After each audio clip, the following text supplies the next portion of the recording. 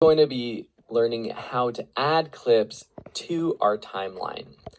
I've gone ahead and closed the promotional video project file, and I'm just working on the new project that we started from scratch, because for the rest of the course, we're basically going to be going step by step into how I built out that project. But to keep things clean, I've just closed that project. So you should have a project open like this if you're following along with sequence 1. I'm actually going to delete this clip from sequence 1 and start from scratch. So when you start a new sequence, the way we did by dragging a video clip to that new item button, that clip is automatically going to be added to your timeline. And maybe that's the clip you want to start editing with or start your sequence with, but maybe it's not. And so I'm just going to start as if we don't have any clips now. So I'm going to open up my video folder. There's different ways. We've seen that you can simply just drag and drop a clip onto our timeline. So I'm going to take my talking head video file, and that brings the entire talking head video file down onto my timeline. If I want to add another clip on top of this, I can click and drag it on top of it onto video track 2 and audio track 2. Your sequence probably looks like this. We're going to get to these highlighted buttons in just a second, but I didn't want to confuse you. Yours should look something like this though. So that's one way to add clips to your sequence. But what's a better, more efficient way? Because now we'll have to take these clips and find the right parts on our timeline, which we can do. And some editors like putting all your clips down on the timeline, and you can actually select multiple clips and just click and drag them down onto your timeline. You could even take an entire folder and drag it onto a timeline and then work here on the timeline with them. But I think a better way is to already go ahead and choose the best parts of your clip and add them to your timeline. So I'm going to delete these right there. Now I'm going to go and I'm just going to open up video clip 1 in my preview monitor, or my source monitor. It's already open. Now I can go through this and find the parts of the clip that I want. So maybe I want just the part of me pouring this flour into this bowl. To select that part, you'll need to set an in and an out point. You'll hear this often through this course, but in and out. It's basically setting the beginning and end of a clip or of a sequence that you want to use. So to do that, you have buttons here underneath this source monitor for in and out, or you have your keyboard shortcuts. And I really encourage you to start using keyboard shortcuts from the beginning. It's going to make you a much more efficient editor. So I can go to the point either playing or by scrubbing through to where I want to start and press I for that endpoint and go to the end, say I want to end there, then press O or press this button. So now I have this selection, this highlighted selection here. How do we get this to the timeline? There's multiple options. I can click right here in the video, and it's going to drag both the audio and video down here, and I can select it put it on whatever track we want. If I just want the audio or the video for some reason, I can click one of these buttons, drag video only, and I'm just clicking and dragging it onto my timeline, or just the audio for some reason, I can do that. There's also a couple other options down here that add it to our timeline in different ways. So insert, or the comma key, is going to insert it into the timeline, and it's going to actually split any other clips that are in the way and just kind of squeeze it right in between. Let's undo that actually. Overwrite is going to lay this on top of whatever is there, and it doesn't split it and squeeze it in, it just lays it on top. So O or period for overwrite. See the difference? Let me undo that. So comma to split. See how that made it cut and then it split this talking head video in two? Or period to just overlay. Now you're also wondering, okay, Phil, that it's going on track 1 and 2, or audio track 1, video track 1. What if I want it to insert into track 2? Well, that's where these highlighted buttons here, this is your source patching right here.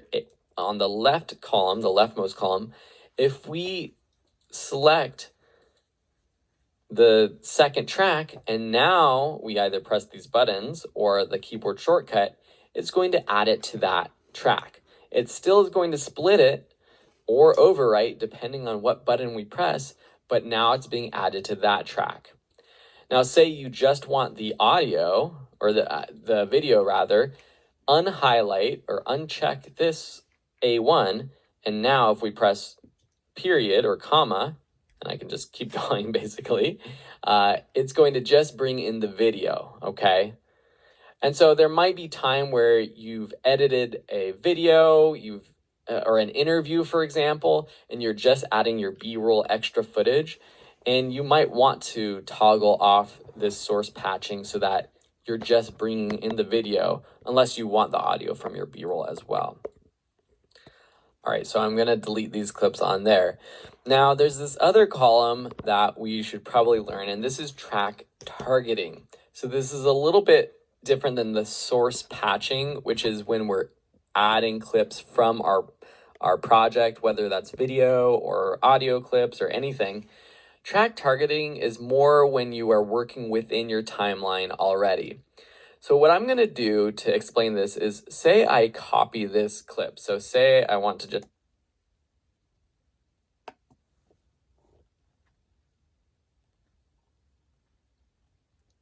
and now if we press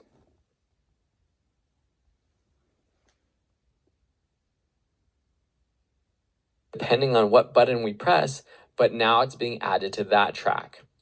Now say you just want the audio, or the video rather, unhighlight or uncheck this A1, and now if we press period or comma, and I can just keep going basically, it's going to just bring in the video, okay?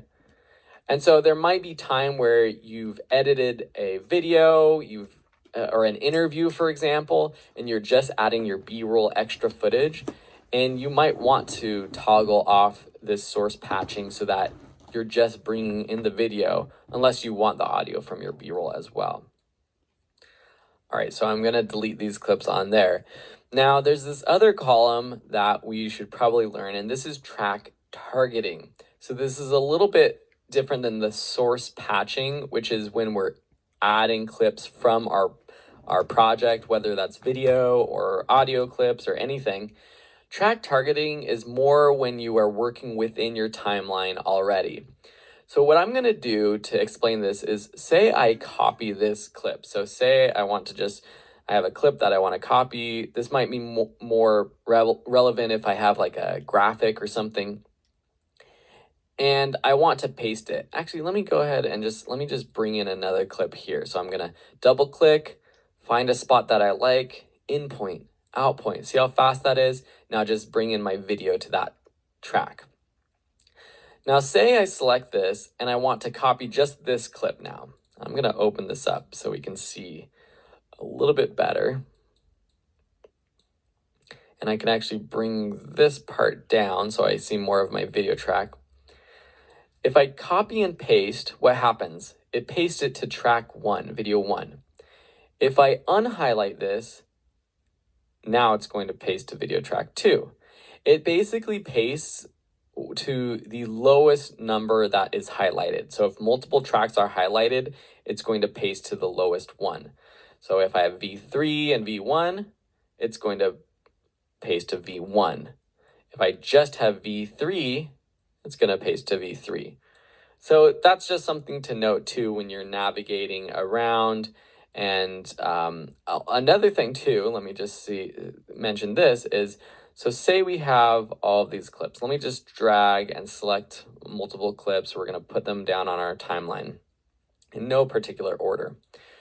Notice how all of these track targeting are highlighted. One way to navigate your timeline is to press the up and down arrow keys on your timeline or on your keyboard, And what that does is it moves your playhead, this marker, to the front or end of a clip. So see how every time I press down, it goes to the next sort of beginning or end of a clip, edge of a clip, you might say. Well, if I only want that to happen with the video track 1, I can make sure to unhighlight video tracks 2 and 3. And so this is something that I use, again, when I'm editing an interview and I have a bunch of cuts in the interview. I have, dozens of little segments of video. And then on tracks 2 and 3 and 4, I have lots of different audio effects, or not audio, but visual effects, graphics, B-roll, all sorts of other things. If I want to just quickly jump through the audio or the talking head footage, I can do that with the up or down arrows. But that's going to depend on what is highlighted here. And it's also going to depend on the audio as well. So if we have lots of different video or audio effects and things like that, the up and down keys are going to jump to those clips as well. Let me show you one more advanced way to add clips to your sequence. So let me just delete all of this.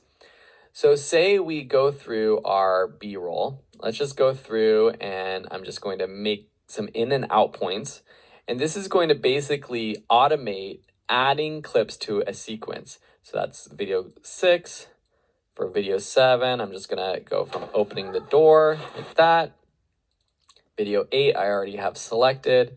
Video 9, I'm just gonna skip. Video 10, a little shake of the flower. All right, so now I've put in and out points for these clips. So I'm gonna select them. I'm pressing Command and clicking these clips. Select this button, Automate to Sequence. And so now it's going to add all of those selections that I've made to our sequence. You can do it either in the selection order of how I click them or the sort order. So for example, if I want this clip first, then this one, then this one, then this one, and then I press this button, I would want it to be selection order. Otherwise, you can do it different in order of the name, basically, or the sort, however it's sorted in your project panel. You can choose if you want to insert it or overwriting, so we know what that is already, but that's going to apply here if you already have clips on your timeline. If you're using just like photos or still images or still videos, you can choose to have it set to your in and out point if you've set those, or to a specific length of time in frames. You can also ignore audio or ignore video, or add default video transitions if you want. So if I click OK, now we already have a sequence with our selections with default transitions. So the cross dissolve, that's what this transition is, which we'll get to more in the future. That's already applied. So this is a great way if you're working with multiple editors, if you have an assistant editor for some reason, someday you can do it. You can have someone go in, make selections for the best parts of the clips, and then automate a sequence, or you can do it, and it just makes it much more efficient for creating montages and even vlogs and things like that. So that's how you add clips to your timeline. In the next lesson, we're going to learn more about how you edit your clips once they already are on your timeline with some of these tools over here. Thanks for watching.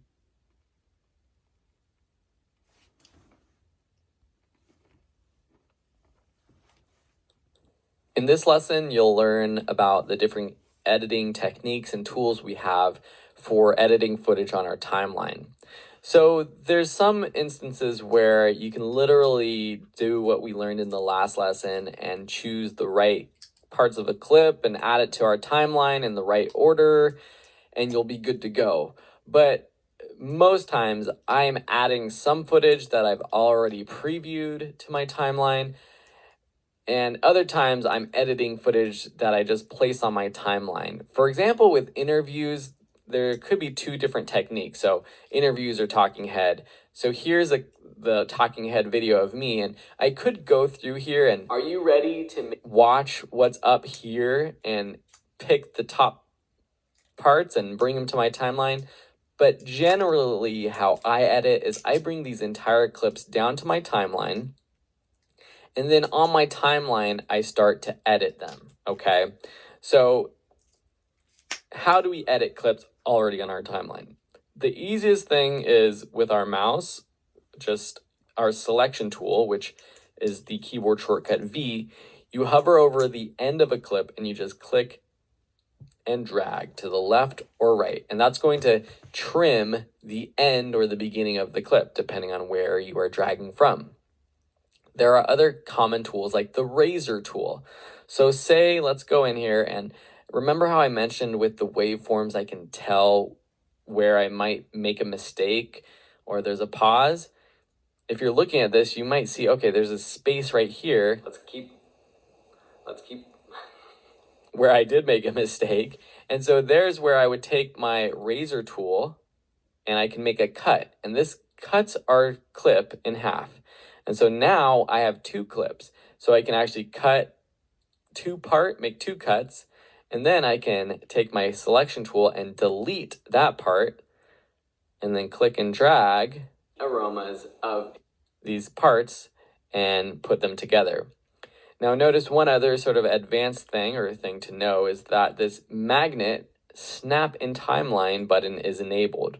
And you can feel that kind of when you are dragging your clips around the timeline, and as you get close to the end of a clip or where clips meet, it kind of locks or snaps in place.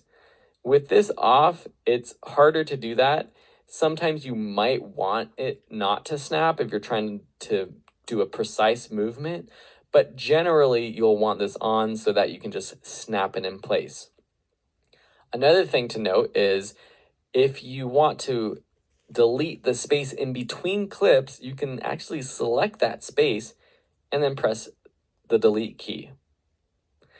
And to go even further, say we have multiple clips. So you'll notice that as we progress with this course, I start just using more keyboard shortcuts, and I'm not going to explain everything I do. But right there, what I did is I press C to take my razor blade tool, V to change to my selection tool, and then just drag this clip over to the right.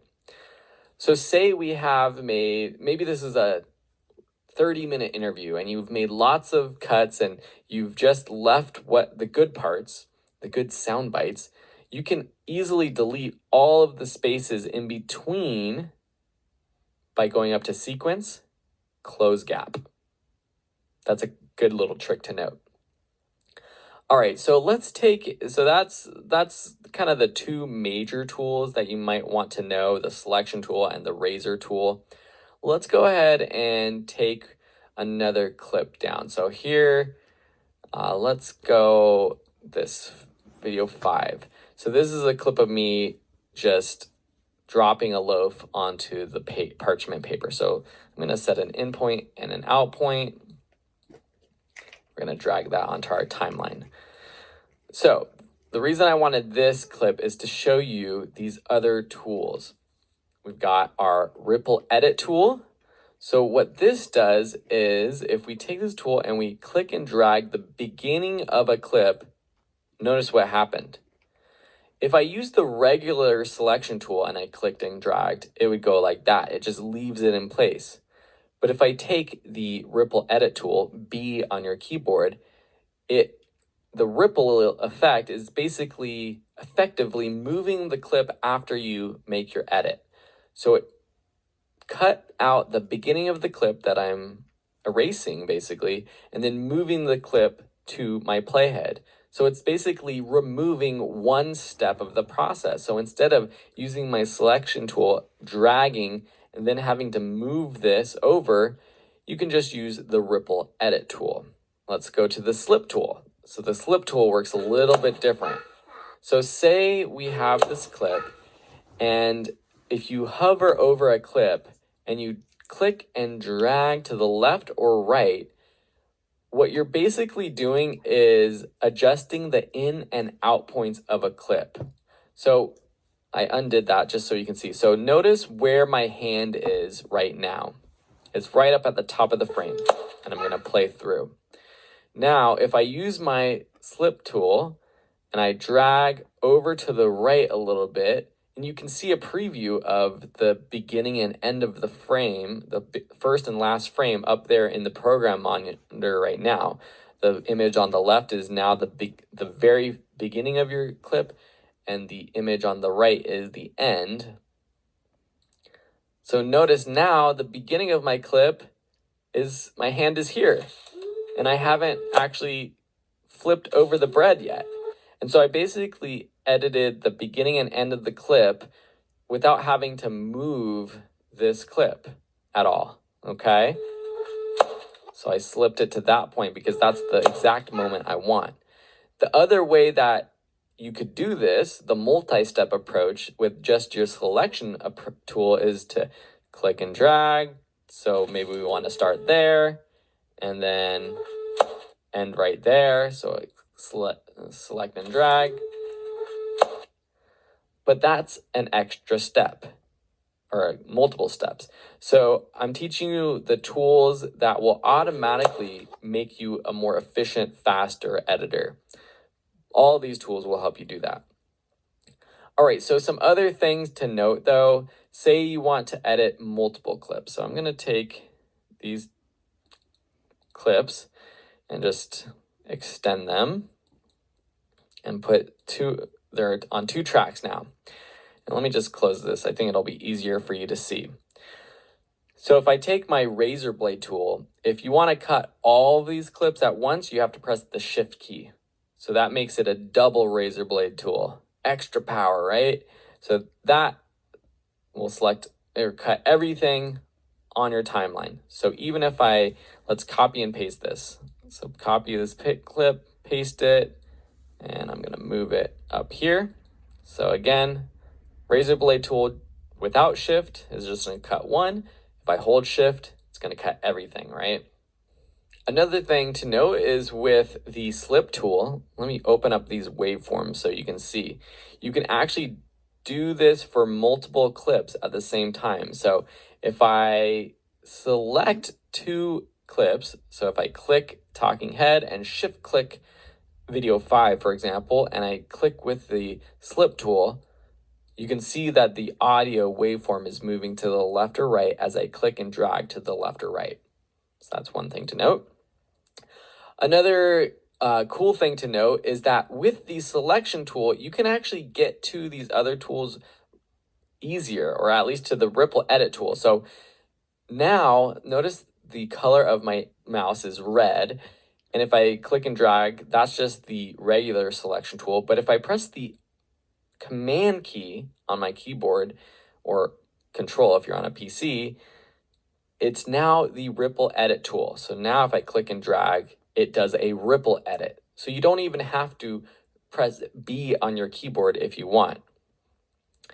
Another thing to note with that is if I go in between 2 clips, so right here it only works, it turns into the ripple tool at the beginning. But if I go in between 2 clips, it turns into another tool. It's actually under the ripple edit tool, and you can get to it by clicking and holding down this tool to the rolling edit tool. And what this does is it will move both clip ends at the same time. So if I click and drag, see how it's editing both at the same time? If I just had my selection tool, it would only edit the one clip that I'm closest to. See how that little icon goes from left to right? That's the clip that it's pointing to. But if I go to the rolling edit tool, or if I press the command tool while I have the selection tool, it changes to that rolling edit tool. I know this is a lot right now, and you're like, well, I'm not sure when I'm going to be using these things.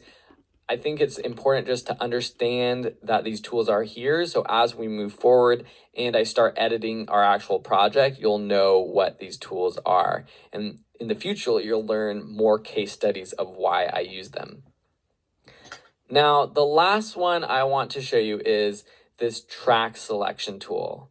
Okay, so what I'm going to do is I'm just going to randomly add a bunch of clips to my video sequence. Let's just add a bunch like this. Okay, so now with my track selection tool, A on your keyboard, you can click and it's going to select every clip on your timeline to the right of this, your timeline or your mouse. Or if I press the Shift key, it's going to just select every clip to the right on just that track. So the double arrow without Shift selected selects everything. The single arrow just selects everything on one track. And now if I press A and then A shift, A shift, that's how you switch from backwards to forwards. That's how you get to the different tools. This is very beneficial when I am editing, again, a long project and maybe on one sequence or one timeline, I have, this little section right here is maybe a little montage. Right here is a interview that I edited, and I just want to quickly select all of these clips. And yes, I can click and drag over them, but just pressing A on my keyboard and clicking, especially when you have lots more clips and you can't just click and drag. Maybe I'm zoomed in all the way on my timeline and I'm right here. I can't click and drag and get over everything as easily as just pressing A on my keyboard and making that selection. All right, so those are all the tools I want to show you right now for editing. They did get a little bit advanced, but in the next lesson, we're going to use these tools to start actually editing our interview video. But first, we'll learn how to actually sync audio from two different sources together. Coming up next.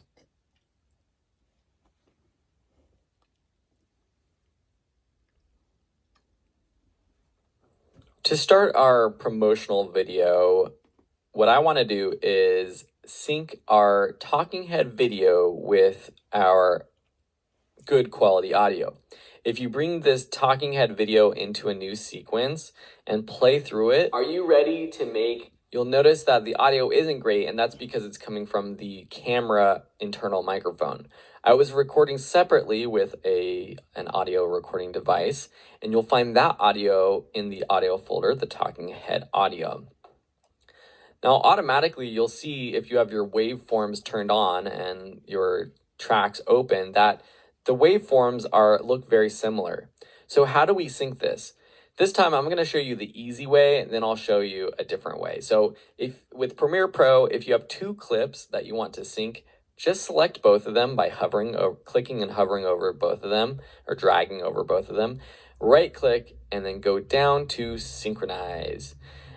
Make sure you have audio selected, and the track, it doesn't really matter. Just leave it on track 1 if you just want to sync, and then click OK. And so now it will automatically sync the audio. So now if we play through it, are you ready to make it should sound pretty synced. And then if you mute one of the tracks, Delicious Bread, right, the talking head video track, you will hear the good audio. Now, if you want to do this manually, or if you just want to double check and make sure it's perfect, you can zoom in here on the timeline and you can actually see that the audio doesn't match up perfectly. So what you can do is you can move these clips around one frame at a time by selecting it and pressing the Command key and the left or right key arrow button on your keyboard. And that actually moves your clips left or right. You could also move them around with your mouse as well. And so what I would do is just listen through. Are you ready to make delicious bread? And that spot right there is definitely more sync. So sometimes the automatic sync isn't perfect, so you want to double check it. But generally it does a decent job, but of course you want to have your lip sync perfect when you're editing video. So now what do you want to do? If you feel like you need to have your scratch audio, that's what I'll call the bad audio, just in case for some reason your good audio cut out or there was something wrong with it, you might want to leave this here and just mute it. You can also disable it by, what you need to do is actually just option click the audio, because right now the audio and video of this clip is connected, but if you option click one of them, you can select just the audio or just the video, then right click and uncheck enable. And for this clip, it's going to turn off the audio rather than muting the entire track, which you might have other audio later on. Are you ready to? So now that's one way to just have the good audio. Or since I know that the good audio is good to go, I can just delete this audio. So again, you'll need to option click it though, just to select that audio and delete it. Now what I would do is probably move our good audio up. Are you ready to make? I would trim the beginning to the beginning of the talking head video. And now I want these clips to be linked, because right now, say I want to move the clip, but if I just click and drag the video, it's just going to move the video. So I'll have to select both and move them every time, but I want it linked. So what I can do is select both, click right click it and choose link, or just select both and press the Command L button on your keyboard, or Control if you're on a PC. So now with it linked, it's going to keep those two clips synced. So now that I have my good audio synced to my video, the next step would be to edit this down to just the good parts that I want to keep. You already know how to edit clips, so go ahead and do that. In the next lesson, I'm going to walk through my process. It's going to be one of those bonus videos that if you don't need to watch it, you don't have to. It might give you some insight into what I'm thinking about when I'm editing a video. But either way, your goal and task is to go through and edit out the bad parts and cut this down to less than 30 seconds, because we want our end video to be less than 30 seconds. So I'll see you in the next lesson if you want. Otherwise, we'll see you after that for moving forward with adding B-roll and other Premiere Pro tips and tricks.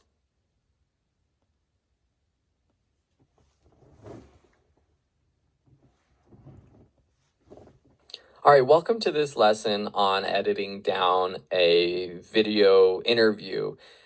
This is going to be more of one of those bonus lessons where I kind of walk through my process, and hopefully it's beneficial to you if you're interested in that.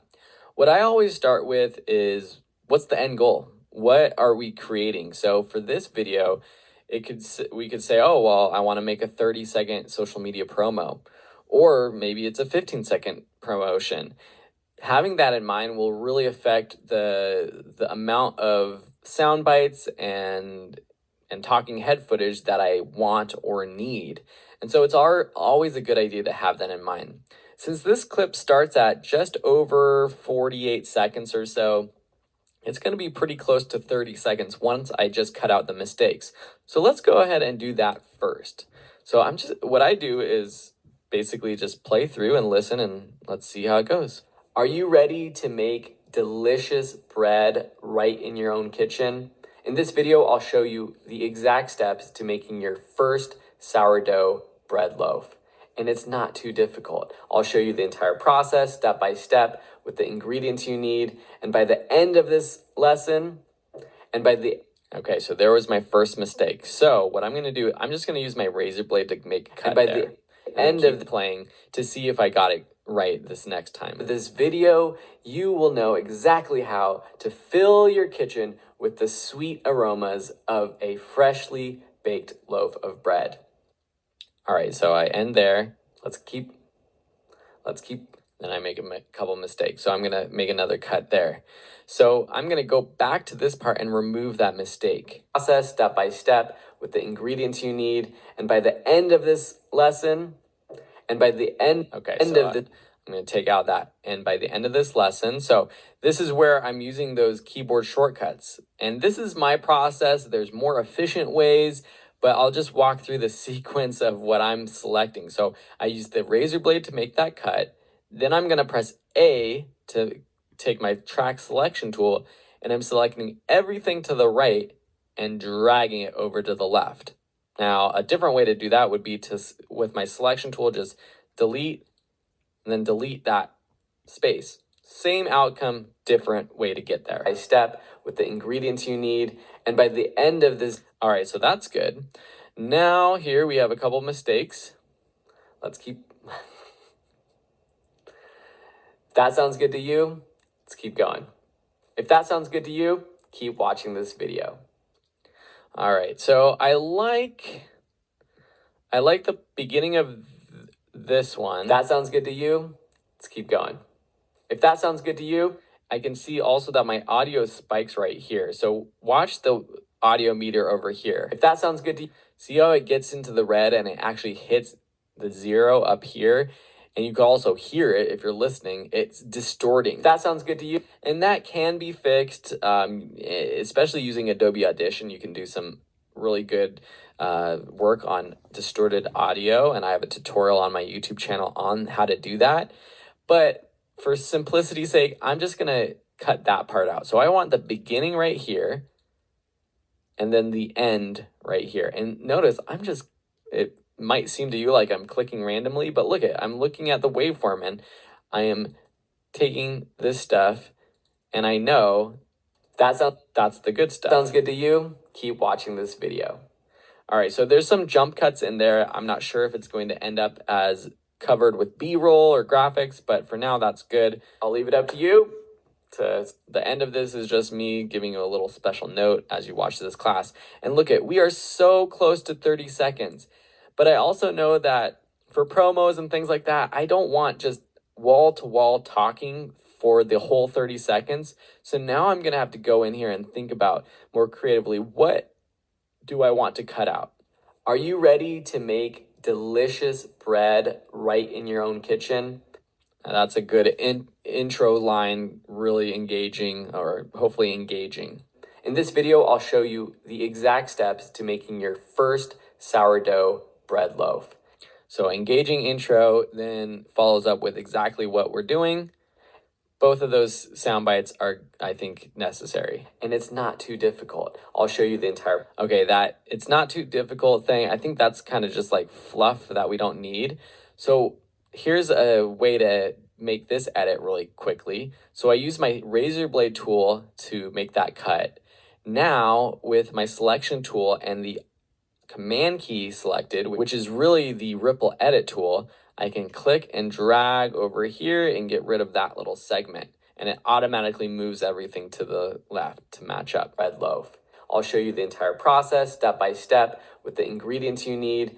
And by the end of this video, okay, and I think with the ingredients you need, I don't need that part. So again, I'm gonna hold the command key to ripple edit this end of it by step. And by the end of this video, you will know exactly how to fill your kitchen with the sweet aromas of a freshly baked loaf of bread. If that sounds good to you, keep watching this video.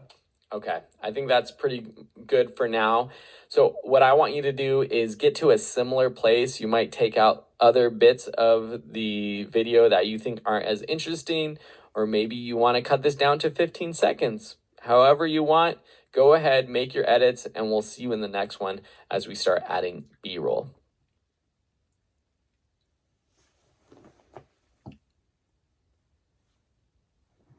In this lesson, I'm going to be showing you how I add B-roll to this sequence. This is another bonus video where you might want to just skip ahead to the next lesson that makes sense to you. But if you want to see my process, keep watching. If you do skip ahead, make sure you go through and add B-roll to this sequence however you see fit, and we'll see you in the next lesson. If I was to post this video online as is, it would be pretty boring, and it wouldn't really do its purpose of trying to get someone to watch my video on making sourdough bread. Obviously, we want someone to see the end result and see what they're going to actually be doing, and that's why we have B-roll. So there's different ways that I add B-roll, and we've already seen how you can set your in and out points up here in your source monitor and bring it down. But generally, if I'm doing a documentary or a talking head video like this, I need to think about what type of B-roll I'm putting down on my timeline first. I don't just throw any pretty shot down. I have to think storytelling wise, what do I want to do? So if I'm making a video about a sourdough course or lesson, I want to show off that sourdough bread from the very beginning. And so going through my B-roll, I see that I have a few different clips of the final bread shot. And this is the one that I started out on in the original video. I also have this one right here, which is a different version of the same shot, more of like a reveal. That's pretty cool. So as I'm playing through that, I'm pressing the I and O buttons, and I'm just going to take that B-roll down here, and that'll be our opening shot. Are you ready to make delicious bread right in your own kitchen? So I want another shot right when to cover this video until this point. So let's have another, let's see if we have another end shot. That's a good one for the end. I use that one for the end, this reveal shot. So I'm going to just put this down. I'm not exactly sure where it's going to go, but I'll put it down at the end. Here's another one that I used towards the end. So this was on autofocus, and I don't like how that autofocus wasn't good right there. So I like this second part right here where I'm putting down my fourth loaf of bread for the day. So I'm going to put this down over here on the end. I'm also going to open up this track so I can see the actual clips that I'm adding down here. So those are sort of my final shots. Let's find, oh, I think I used one of these shots of the book for the beginning. So we can see sort of the visual definition of what we're learning. It's a little shaky, but we'll be able to fix that with an effect. Are you ready to make delicious bread right in your own kitchen? Not sure if that's the most engaging shot or not.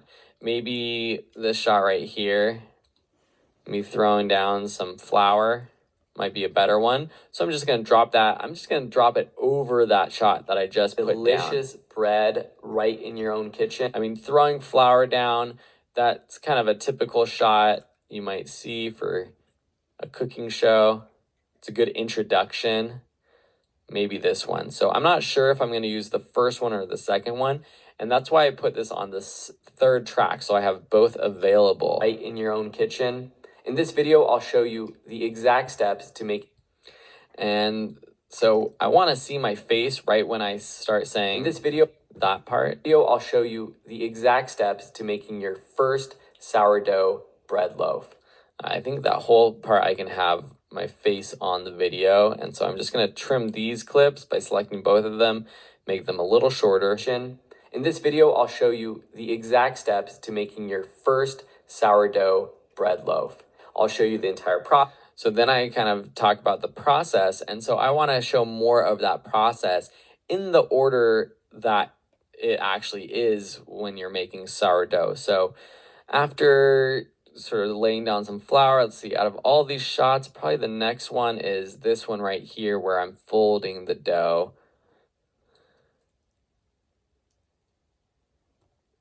That one, dropping it on the table. And I made this cool little sequence in the original video that I want to kind of replicate. So I'm just going to the spots. This is a slow motion shot.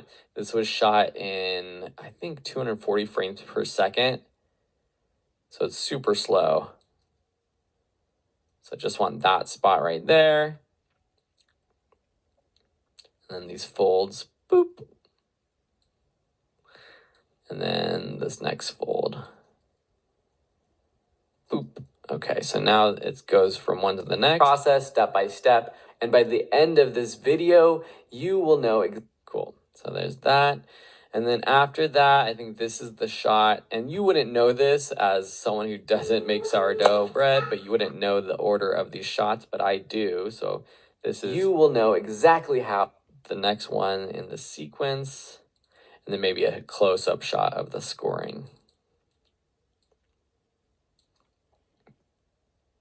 Like that. how to fill your kitchen with the sweet aromas of a freshly baked loaf of bread. The order of these last two shots aren't right. We want to open the oven, and then we see the final bread of a freshly baked loaf of bread. That sounds okay. So I've gone through this a lot faster than I would go through it if I was doing this the first time. I've obviously already gone through and made this video. And so we're going to keep working through and seeing what we do and just step by step add different things, transitions, titles, music, and everything throughout this course. But for now, if you've gone through this video, I want you to do the same. Pick out some of your favorite B-roll, and maybe you want to see my face more, or maybe you want to cover my face up as much as possible. However you want, I want you to end up with some sort of sequence similar to this, with a talking head video and B-roll on top of it, and then we'll move on to the next lessons. Cheers.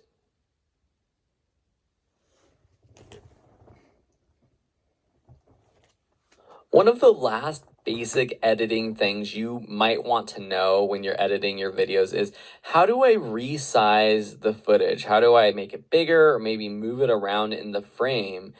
And that's all in your effects control panel. We saw this before at the beginning of the course.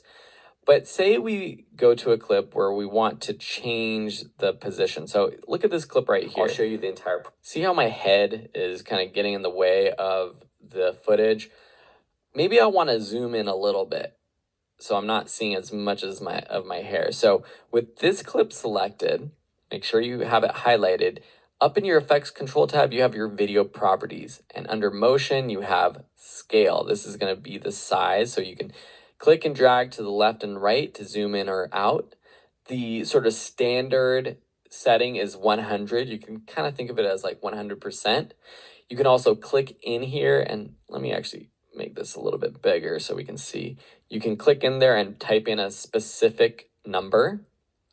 And then to move it around within the frame, you can use this position number, and you can use the first one to move it along. That would be like the x-axis, I guess. So moving it to the left or right. And then this next one is the y-axis, or up or down. And so we can kind of move it around here.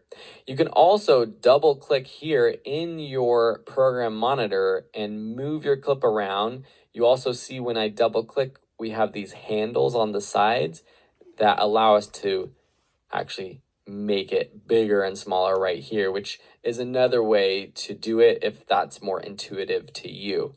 So now if we play through this, I'll show you the entire process step by step. It's not as distracting as the other one.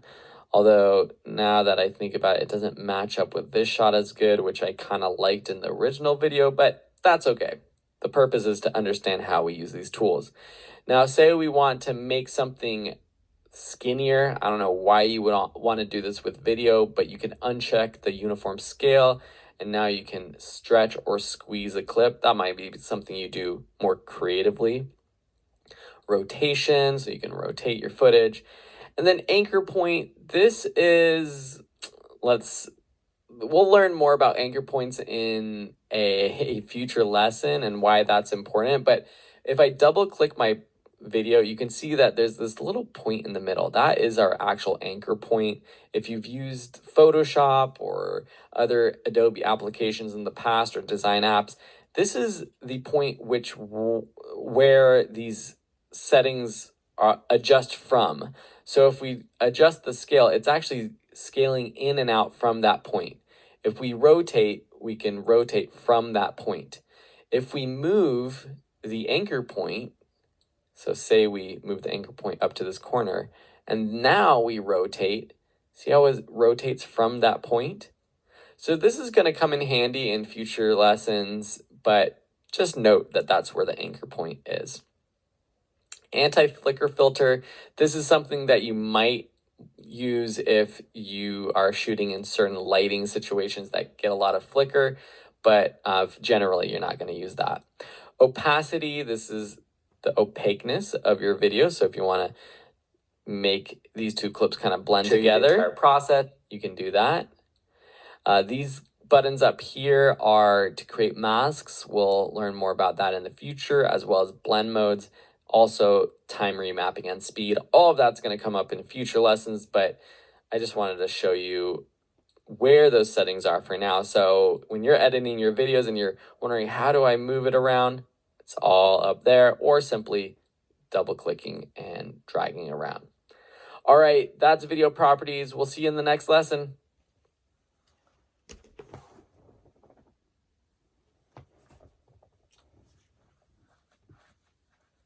A video clip. If you click any clip, here's just a quick tip that is a change from the 2025 update to Premiere Pro. So you see the project is a little bit further along.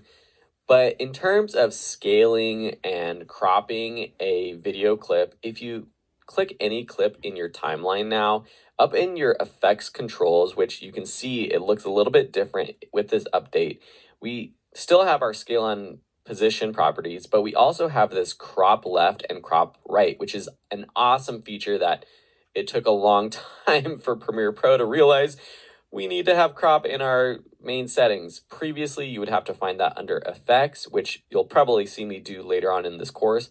But no, you can get to that setting right here, which is awesome. Another thing that you can do, and you can find these settings, is toggling the direct manipulation button on. If you're not selected on a clip, you won't see that. But now if I have any of these clips on my timeline selected, you can see that. Here you can go in and click on the transform tool, the little boundary box here on the outside. You could also go in here to this drop down and change to crop. And from here, we can crop our video clip, which is awesome. Getting back to the transform tool, if I move this and I hold the shift key, it locks it to that vertical position. So I can quickly move this over. You can select your other clips, move them around, etc. Rescale them if you need to. Looks like this one got a little bit off. Holding the command key that's on a Mac, control on a PC brings up these guides. See those red guides pop up? That can help us kind of scale these clips to the right size and position them either centering vertically, horizontally, or aligning to the edge. So I just made this a little bit bigger to make sure it covers the entire screen.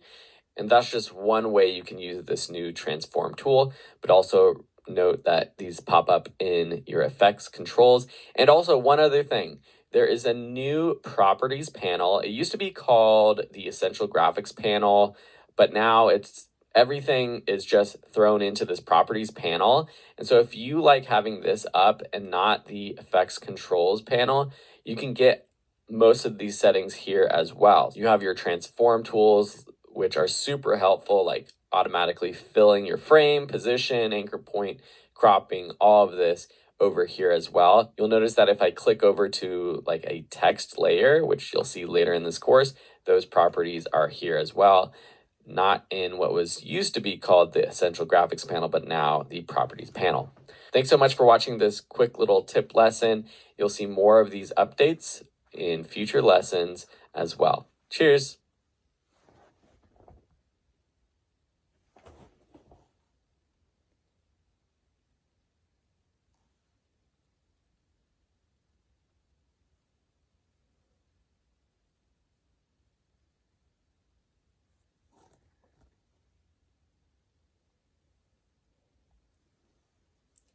When making any edit, if you are doing a simple cut between different clips, there's actually different ways that you can do this to build emotion and to tell your story better. So let's watch through this sequence that I've built out, and I've used 3 different types of cuts. So I want to see if you can understand what's going on before I explain what straight cut versus J cut and L cut actually means. So pay attention to the cut and the audio.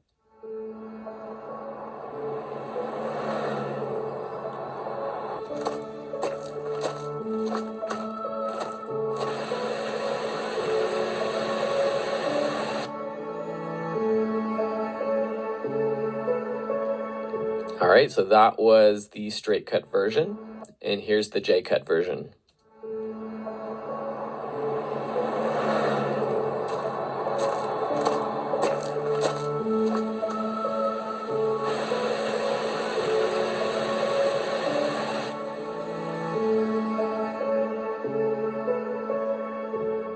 And lastly, we have the L cut.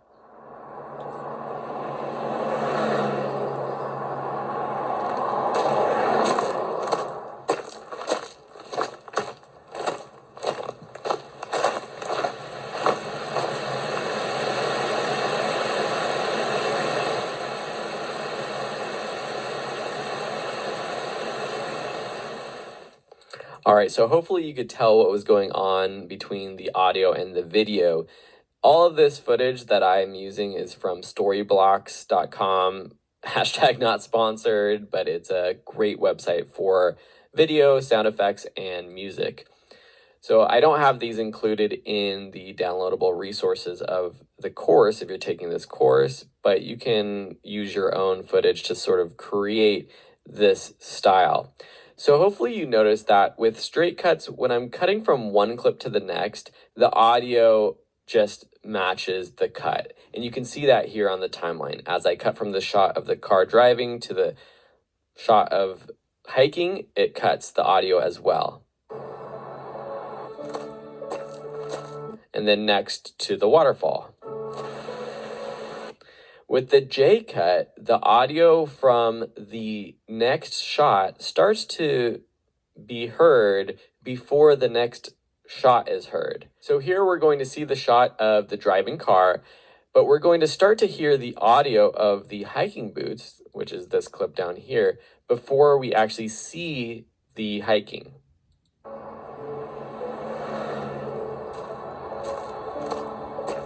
And similarly, we're going to hear the audio for the waterfall before we actually see that waterfall shot.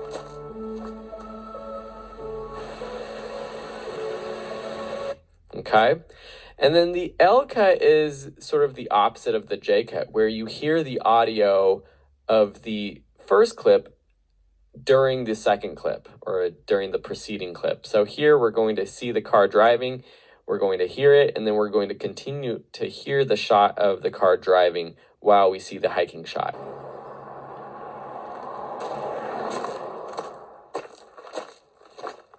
And then I did the same thing for the waterfall clip. This one's a little bit more, you can see it a little bit better and hear it when you see the audio of the waterfall and then, or hear it, and then in the next shot of the lady looking around, you still hear that waterfall.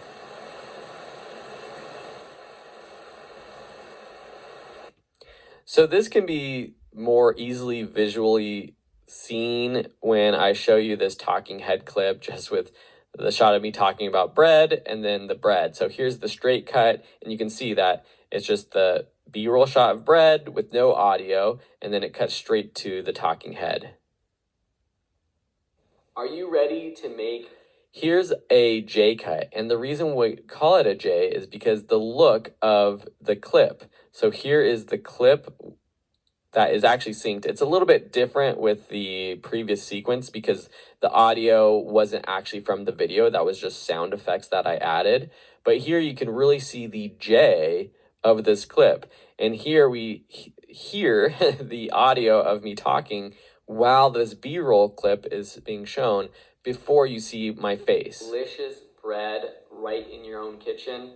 In this video, I'll show you the exact step. So that's a common approach to editing. And then the L cut is the same thing, but opposite, where you see my face and then you see the video of the bread, but I'm still talking. The previous clip's audio is still being heard. Are you ready to make delicious bread right in your own?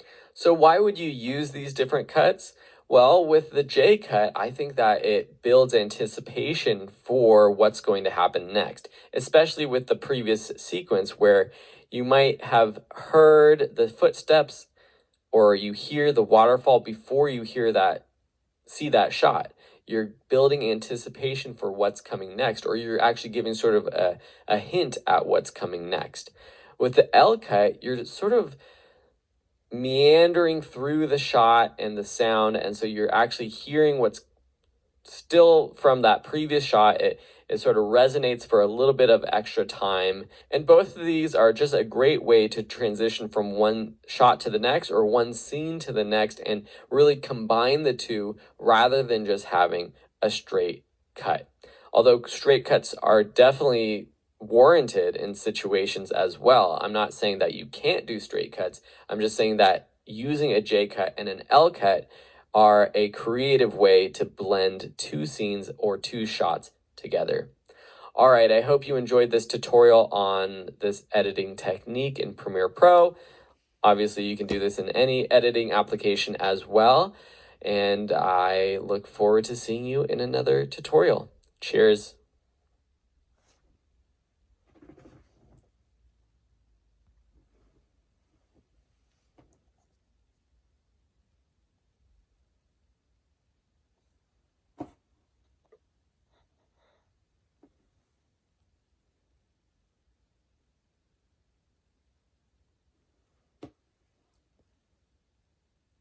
In this tutorial, I'm going to show you the new text-based editing features of Adobe Premiere Pro. It is May 2023, and this is one of the latest releases for Adobe Premiere Pro. They're adding these Adobe Sensei AI features that are going to help us make better videos. So if you're watching this in my class, know that this is an update that is different than the original content of the class, but it's really going to change how we edit quickly.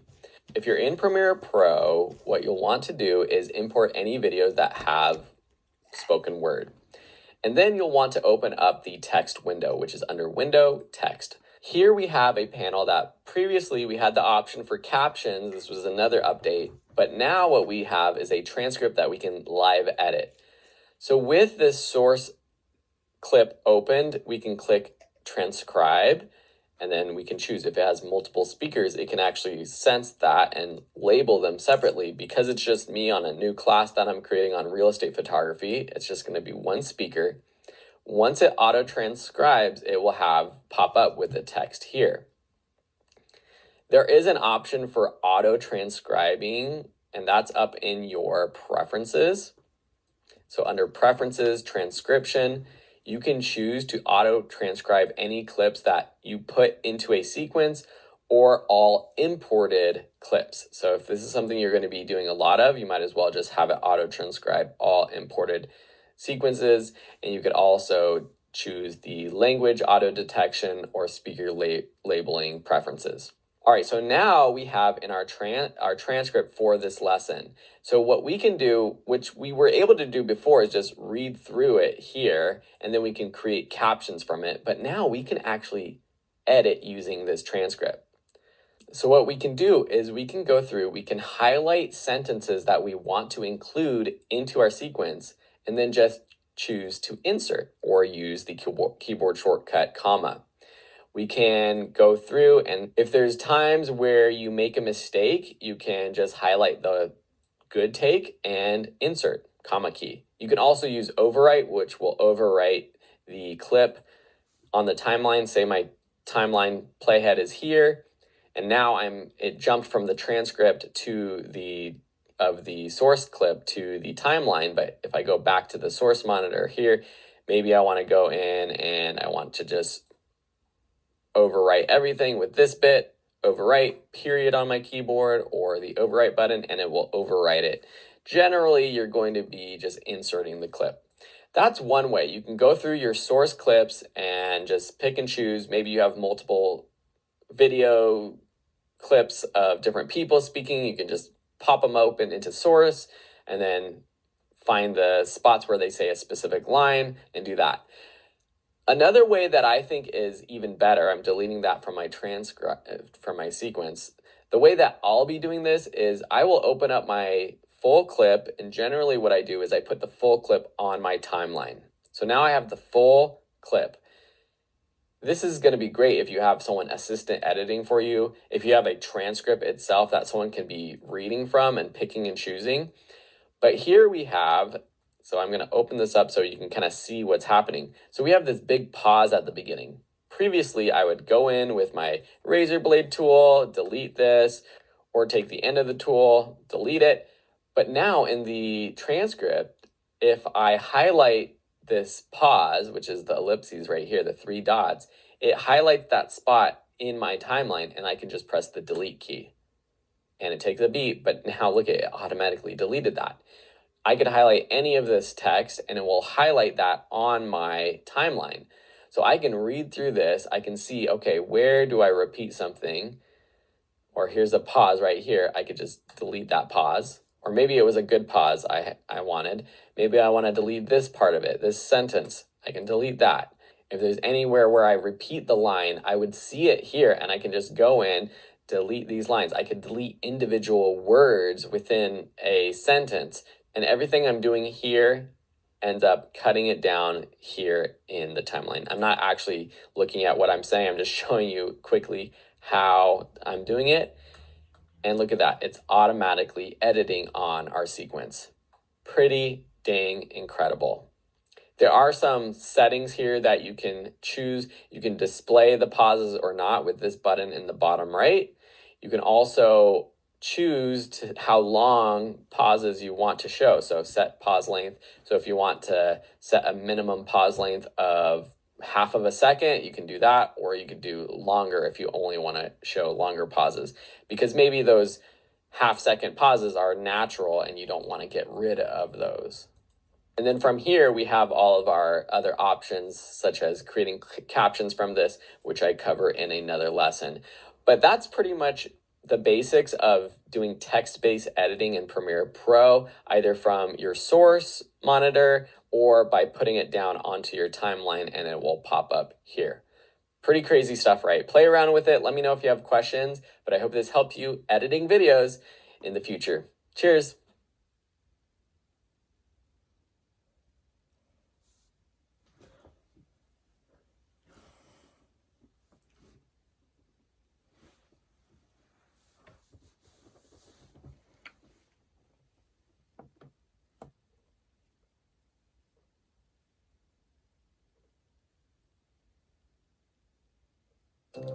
Welcome to this new section of the Premiere Pro course, all about stylizing your video. This section includes some specific ways and tutorials on adding different stylistic effects and elements to your video, like playing with blend modes that you see here on the screen, doing split screens and creating masks around your footage, similar to what you're seeing right now. We're going to be learning some things that I've added to this promotional video at the end of my edit. I typically go through the process of adding transitions, adjusting audio, playing with color correction, effects, and all of those things first. And if you feel like you want to go through that traditional process of editing, feel free to skip to the next sections where I go through each of those major components of editing in the proper order. But if you're ready to just jump right in and learn some cool effects and styles to add to your own videos, keep watching the tutorials in this section. Thanks so much, and we'll see you in another lesson.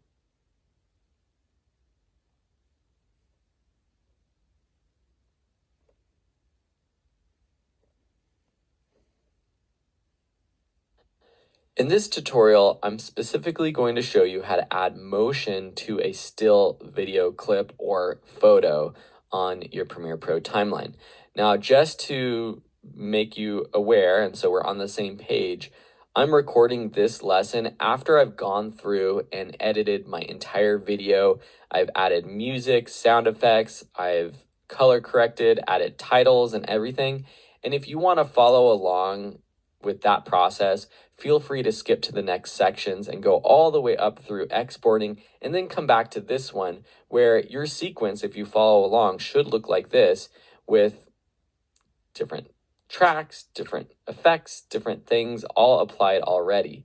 And also this section includes step-by-step tutorials to show you how to get these very specific styles. There's tools and effects and things and panels that we haven't gone into depth about yet in this course that we'll cover in more depth in the future. but hopefully these step-by-step lessons are still easy for you to follow along with. So if you have a sequence and you have any B-roll clip on your sequence, go ahead and select one of those clips. And I'm going to zoom in here on my timeline, pressing the plus button on my keyboard. So say I want to just have a slow zoom out of this shot right here. Up here in the effect controls panel, we have the motion properties where you can scale in or out. And what we need to do is animate this. We can do this with keyframes.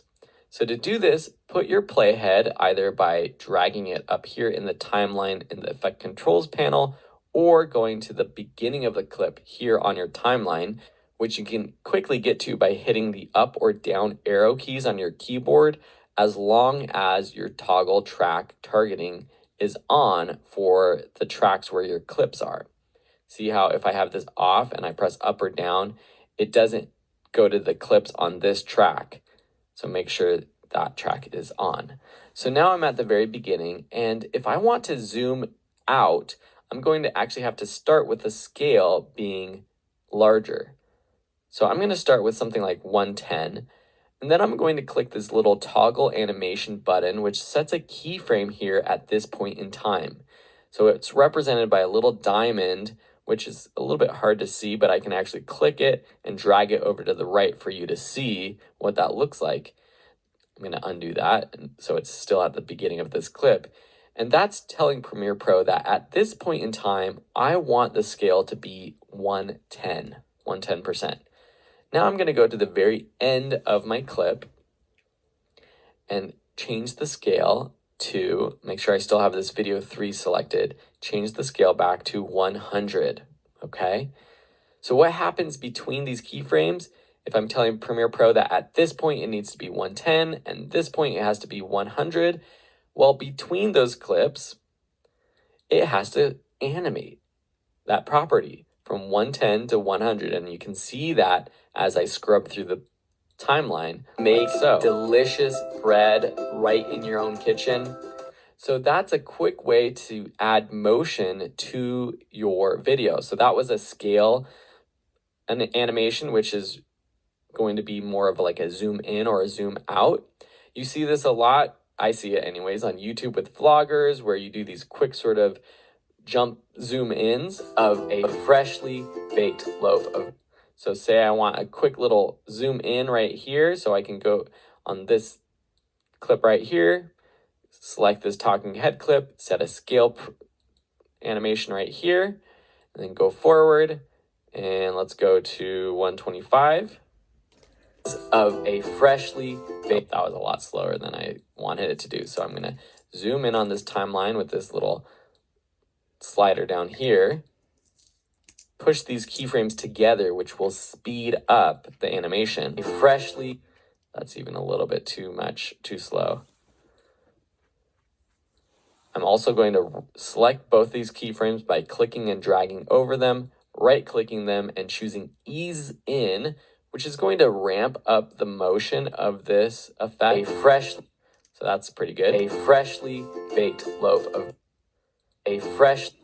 thing I don't like about this now is that it zooms in and cuts off the top of my head. So I'm going to have to adjust the position.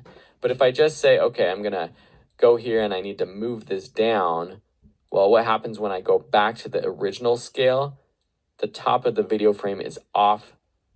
It's not within the program monitor. It's being cut off. So I'm going to undo that.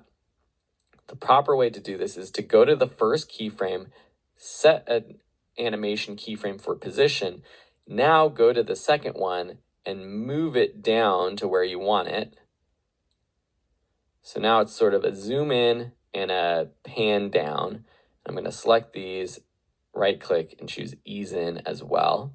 A freshly baked loaf of bread. So that's pretty good. We can actually make this a little bit of a even more pronounced effect by zooming in. And I got to make sure that my playhead is exactly on that keyframe, because if you see what I actually did was I set 2 keyframes. So I'm going to undo that. And I'm going to hit this arrow button, which goes to that specific keyframe. I'm going to type in 150. These keyframes actually aren't aligned, so I'm going to take this keyframe for position, move it back so it's aligned at the playhead. I'm going to pan up just a little bit more. A freshly baked, so that's pretty cool. And now to make this even more pronounced, I would probably add some sort of sound effect. So something like a whoosh. So I'm going to add this to my sound effect track, which we covered in a future lesson all about sound effects. Let's get over to my effects controls so I can see exactly where on the timeline this is. So I can add my sound effect right there. A freshly, there we go. That's looking pretty good. Okay, so that is how you add keyframes and animate properties. You can, if you don't want to zoom in or zoom out, you can animate just the position of things, and that can be like a pan across, a tilt up. That's sort of a traditional sort of Ken Burns effect, the combination of scale and position animation, which is for photography where you do a slow zoom in, zoom out. That's how you do it in Premiere Pro.